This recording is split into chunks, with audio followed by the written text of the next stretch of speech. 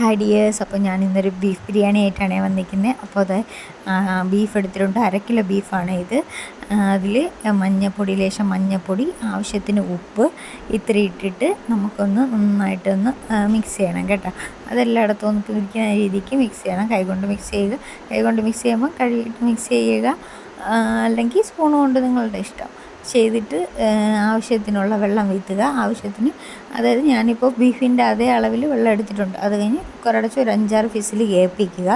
അപ്പോൾ നമുക്ക് അടുത്ത് മിക്സ് തയ്യാറാക്കാം. അതിൽ വെളുത്തുള്ളി, ഇഞ്ചി, പിന്നെ പുതിനയില, ആവശ്യത്തിന് കറിവേപ്പില കൂടെ ഇട്ടിട്ട് നമ്മളതിനൊന്ന് മിക്സിയിലൊന്ന് ജസ്റ്റ് ഒന്ന് ഗ്രൈൻഡ് ചെയ്താൽ മതി.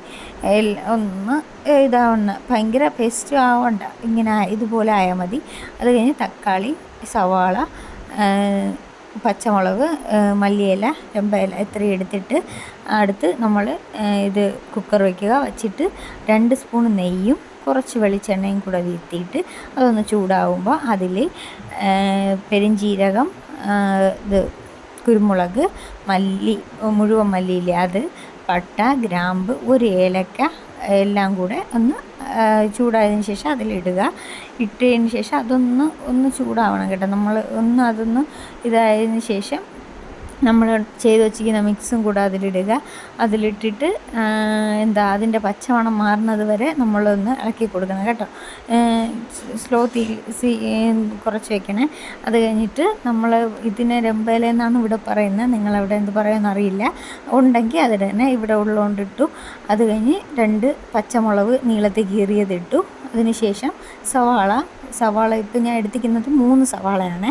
സവാള ഇട്ട് സവാള ഒന്ന് നന്നായിട്ട് അതിൻ്റെ ആ ഒരു കളറൊന്ന് ഭയങ്കരമായിട്ട് ഫ്രൈ ആവേണ്ട ആവശ്യമൊന്നുമില്ല. നമുക്ക് എന്നാലും ഒന്ന് വശങ്ങി വരണം കേട്ടോ. വശങ്ങി വരുമ്പോഴത്തേക്ക് അതിൽ നമ്മൾ തക്കാളി ഇടുക. തക്കാളീനെ നന്നായിട്ട് വശക്കി എടുക്കുക.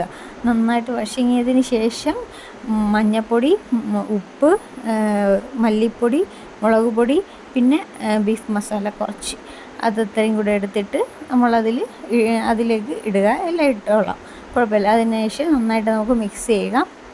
പിന്നെ മുളക് പൊടി ഇത് കുറച്ച് എരിവുള്ളത്, അതുകൊണ്ടാണ് ഞാൻ 1 സ്പൂൺ എടുത്തിട്ടുള്ളൂ.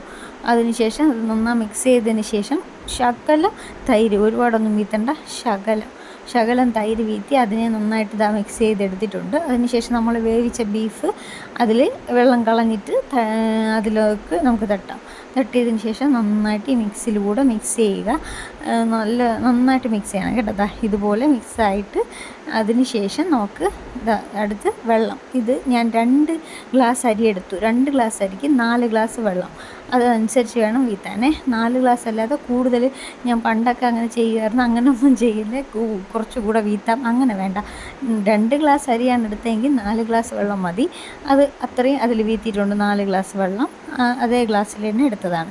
അതിനുശേഷം ആ വെള്ളം ഒന്ന് തിളച്ച് കേട്ടോ. തിളച്ചപ്പോഴാണ് ഞാൻ ഈ അരി ഇട്ടത്. അരിയേയും വാർത്തു. ഈ അരി സാധാരണ അരിയാണ്, ബിരിയാണി അരിയല്ല. സാധാരണ ഞങ്ങൾ ചോറ് വയ്ക്കുന്ന അരിയിൽ ഉണ്ടാക്കിയതാണ് കേട്ടോ. അത് ഇട്ടതിന് ശേഷം നമുക്ക് ഒന്ന് മിക്സ് ചെയ്തിട്ട് ഉപ്പുണ്ടോയെന്ന് നോക്കുക. ഉപ്പില്ല എന്നുണ്ടെങ്കിൽ ആവശ്യത്തിനുള്ള ഉപ്പ് ഇട്ട് കൊടുക്കുക. ഞാനിതിൽ ഉപ്പിട്ടിട്ടുണ്ട്, പക്ഷേ വീഡിയോയിൽ കാണാനില്ല. അതിനുശേഷം കുക്കർ ഒരു 5 വിസിൽ മതി, അത്രയും മതി. 5 വിസിൽ കേൾപ്പിക്കുക. നല്ല ബിരിയാണി റെഡി ആയിട്ടുണ്ട്. ഇഷ്ടപ്പെട്ട ലൈക്ക് ചെയ്യണം.